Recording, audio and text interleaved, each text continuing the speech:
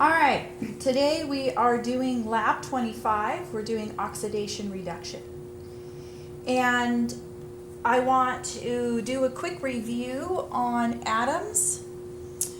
We know that atoms are composed of equal amounts of protons, which have a positive charge, and electrons that have a negative charge. And because they're equal amounts, that leaves our atom with a neutral charge.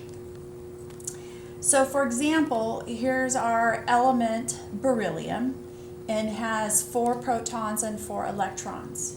Now, depending on the situation, it can lose electrons or it can gain electrons. And when that happens, it no longer is an elemental atom, and it turns instead into an ion. So for example, if beryllium gains an electron, it is now considered an ion. And because it has more negative electrons than it has protons, it now carries a negative charge. And let's say it actually gained 2 electrons, we show that with the superscript of 2 negative. Now conversely, it can also lose electrons, and if we come down to 3, now it has more positive charges than it has negative. And so this elemental beryllium is now a positive ion. Okay, just a quick review on that. So what we're working on today is looking at single replacement reactions. Now in the past we've done decomposition or double replacement. For example, here's a decomposition where we have AB has led to A decomposing down to where you have A and B components. So today we're doing single replacement where we have, say, because we're dealing with metals now, we have a more reactive metal, and then we have a less reactive metal paired with this base, and not a pH base, but just another component of the atom here. And what happens then is this more reactive metal is going to kick out the less reactive metal, and they're going to swap. So now B is left out here by itself, and A has now paired up with C. So that's a single replacement reaction. We have this single swap here that has happened. All right, so let's see how that works with what we're going to do today. So I have a statement here that we have elemental nickel, and this means this is an atom that has equal charge, a neutral charge, sorry, and it's going to oxidize and force copper ions, okay, so now we have an imbalance of charges, to reduce to form elemental copper, okay? So let's first look at what oxidize and reduce mean. When we have a reduction happen, it means that the atom has gained an electron. And when we have an oxidation happen, it means we have lost an electron. Okay, so let's see what that all means. So we started out with our elemental nickel, which is a solid right here.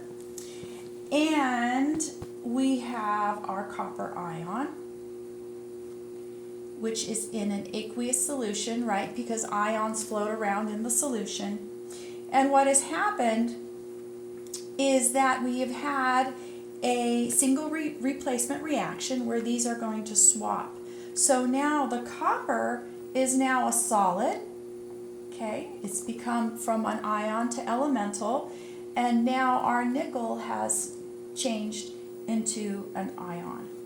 Okay, so we talked about how elemental nickel is going to force copper ions to become its elemental form. So let's look at this with just with each elemental individually. So we have nickel here, which is our solid. And what has happened to nickel? Okay, nickel will oxidize. And so what has happened, it has lost 2 electrons And so now its charge is more positive. Okay? So we have elemental going to a nickel ion with a loss of 2 electrons. Now we've lost 2 electrons, so here we have an oxidation reaction that happened. Okay? So what oxidized nickel? Well, this is important because this is going to be one of your questions that you need to be able to answer. Well, in this reaction, what else is in here? There's only one other thing in here. It's copper. So copper is going to be your oxidizing agent. So remember that. So now let's look what happened with copper. We have a copper ion. Of course, it's in an aqueous solution.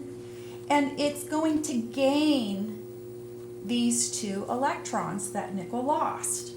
And now copper is going to reduce down into elemental copper. Okay, so it gained an electron. So here we had a reduction reaction happening. Okay? All right. So let's look back at this. We have elemental nickel has oxidized. Okay? It lost its electrons and it forced this copper ion to reduce into its elemental form. So in our experiment, well, first of all, I want to tell you what you're going to see. Nickel is a silver-looking metal. And when it gives off its electrons, then the copper will reduce to a solid on there. We all know what copper looks like, you know, the color, brass color of a penny. And that's going to form on the metal and will have a brass color to it. So that's what you'll be looking for, these color changes. So in our experiment, we're going to be using copper nitrate, iron nitrate, and zinc nitrate. Now, with the nitrate aspect of it, the NO3, this is a spectator ion. It doesn't have any part of this reaction, okay? So when you're looking at oxidizing agents, don't bother with this one. He's just hanging out and watching what's going on. Now, really quick, I want to show you how to write a single replacement reaction, since you're going to need to do that. So let's say we have our superreactive metal potassium here, and then we have our less reactive calcium nitrate. And then what's going to happen, he's going to go kick this guy out, right? And so now calcium's going to be all by himself, and then the potassium is going to pair up with the nitrate. And that's simple, single replacement reaction and simple to write, and you're going to need to be able to do this. Thank you.